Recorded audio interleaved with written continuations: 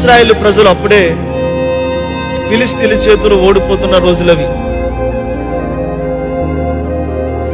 సమూయేలు ప్రవక్త ఒక మాట చెప్తారు ఇశ్రాయేలుతో, ప్రజలారా మీరందరూ కూడా మిస్పాలో కూడుకోండి,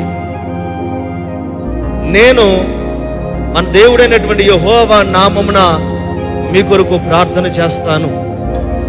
ఎప్పుడైతే ఈ ప్రకటన సమూయేలు ప్రవక్త ఇశ్రాయేలుకి ఇస్తాడో అండి, అప్పుడు వారందరూనంట మిస్పాలో కూడుకొని యెహోవా సన్నిధిలో వారి యొక్క హృదయాలను కుమ్మరించుకున్నారు.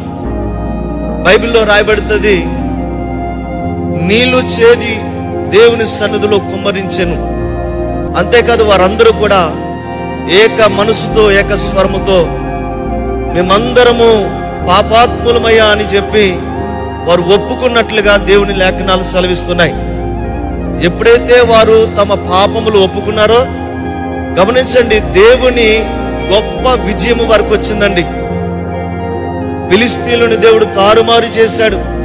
మెండుగా ఉరుములను ఉరిపించి వారిని తారుమారు చేయగా ఇశ్రాయేలు ప్రజలకి గొప్ప జయం కలిగింది. గమనించండి, ఇశ్రాయేలు ప్రజల జీవితంలో అపజయం పోవటానికి, ఇశ్రాయేలు ప్రజల జీవితంలో ఆనాడు భయంకరమైనటువంటి ఫిలిస్తీన్లు పారిపోవటానికి కారణం ఏంటంటారు? వారు మిస్పాలో తమ పాపములు ఒప్పుకోవటం వల్ల కదా. ఈరోజు దేవుడు అదే మనకు అవకాశం ఇస్తున్నాడు. ఒకవేళ నీ జీవితంలో విజయం లేదని బాధపడుతున్నావా? నీవు అన్ని విషయాల్లో ఓడిపోతున్నానయ్యా, ఏంటి ప్రభు నా జీవితం అంతకంతకు దిగజారిపోతుంది, నేను ఏది సంతోషాన్ని సమాధానాన్ని పొందుకోలేకపోతున్నాను, ఎందుకు నేను ముందుకు వెళ్ళలేకపోతున్నాను అని ఈరోజు బాధపడుతూ ఇక్కడ ఉండుండొచ్చు నీవు. కారణం ఒకవేళ పాపమేమో, తెలిసిన పాపం, తెలియక చేసిన పాపం, దేవునికి విరోధమైనటువంటి మాటలు, దేవుని సన్నిధిని తిరస్కరించినటువంటి సందర్భాలు. ఏమండి, దేవుని మాటకి లోబడకపోవటమే పాపం అండి.